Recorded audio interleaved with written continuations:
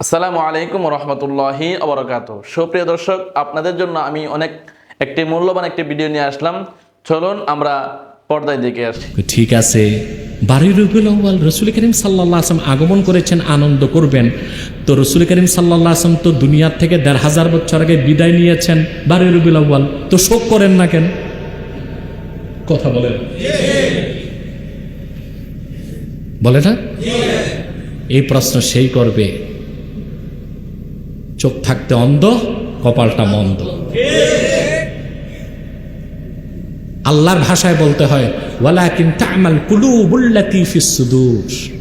তো বাইরের চোখ ঠিক আছে, ভিতরে ফিউজ কুছ नहीं है। ভিতরে কি ফিউজ? ভিতরে ফিউজ বলেই বুঝে না।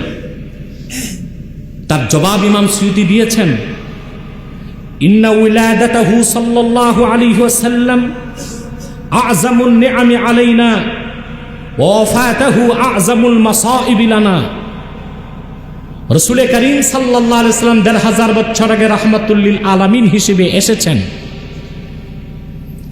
এটা গোটা বিশ্ববাসীর জন্য সবচেয়ে বড় রহমতের কথা, খুশির বিষয়।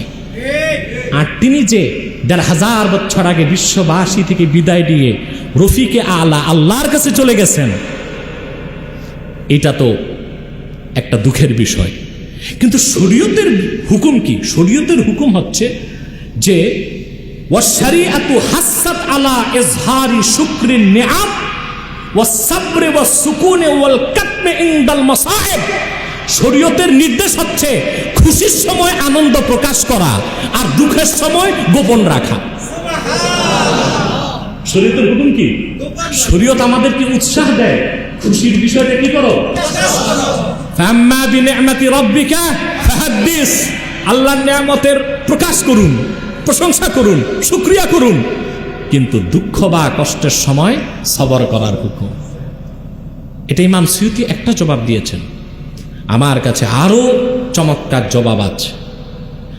আমাদের সাধারণ যখন পিতা মাতা ইন্তেকাল করে শোক করি কয়দিন, তারপরে শোক করা জায়েজ? কথা বলেন। তো শোক করার তো সুযোগ নেই। আর সবচেয়ে বড় কথা, আল্লাহর হাবিব নূর নবীজি মুহাম্মদ সাল্লাল্লাহু আলাইহি ওয়াসাল্লাম হায়াতুন নবী, আমাদের মৃত্যুটা সাধারণ মৃত্যু, শোক করি, কান্না করি। কিন্তু রাসূল রাব্বিল আলামিন মুহাম্মদ মুস্তাফা সাল্লাল্লাহু আলাইহি ওয়াসাল্লাম হায়াতুন নবী। সুনান বাজ্জারে এসেছে, আল্লাহর হাবিব বলেছেন, আমি দুনিয়া থেকে বিদায় নিলে শোক কইরো না, কারণ তুরাজু আলাইয়া আমালুকুম। সুবহানাল্লাহ। আমি মুহাম্মদ সাল্লাল্লাহু আলাইহি সাল্লাম হায়াতুন নবী, জান্নাতুল ফেরদৌস, রওজা শরীফ থেকে তোমাদের আমলগুলো দেখব, তোমাদের আমলগুলো দেখানো হবে। ফামা রাআইতু মিন খাইরিন ফাহামিদতুল্লাহ আলাইহি ওয়া মা রাআইতু মিন শাররিন ফাস্তাগফারতুল্লাহ লাকুম। যখন দেখব তোমরা নেক আমল করছো, আমি আল্লাহর প্রশংসা করব। যখন দেখব তোমরা গুনাহ করছো, আমি তোমাদের জন্য আল্লাহর কাছে ক্ষমা চাইব। সুবহানাল্লাহ। এগুলো পড়ো না? কি পড়ো? মরহুম আউয়ালের ছটি বই, কোন কালে কোন বুজুর্গ কি ছটি বই লিখে গেছে, এগুলো পড়ে। পড়ো, কিতাব পড়ো।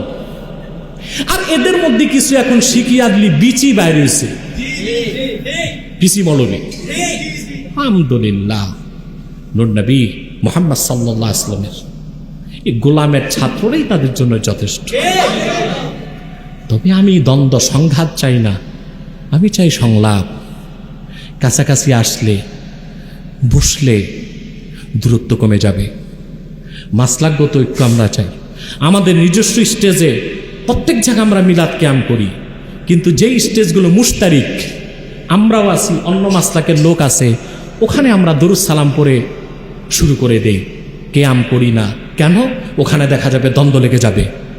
আমার সামনে কেউ বেয়াদবি করবে না, কিন্তু দেখা গেল দাঁড়ালো না, এতে মানুষের মধ্যে প্রতিক্রিয়া সৃষ্টি হবে না? ঝগড়া হবে না? আমরা তো সেদিকটাও লক্ষ্য রাখি। আমরা তো এটাই চাই, উম্মাহের মধ্যে দ্বন্দ্ব না হোক, আমার মাসলাক আমার কাছে, তোমার মাসলাক তোমার কাছে।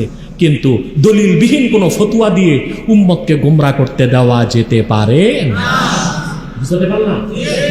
আল্লাহ কবুল করুক। সুপ্রিয় দর্শক, আপনাদেরকে অনেক অনেক মোবারকবাদ এতক্ষণ আমার সাথে থাকার জন্য। যদি আমার এই ভিডিওটি ভালো লাগে থাকে তাহলে লাইক করবেন, কমেন্ট করবেন এবং বেশি বেশি শেয়ার করে দিবেন, যাতে করে আপনার অন্য বন্ধুরা দেখতে পারে। সাথেই থাকবেন, আমিও আপনাদের সাথে আছি। আসসালামু আলাইকুম ওয়া রাহমাতুল্লাহি ওয়া বারাকাতুহু।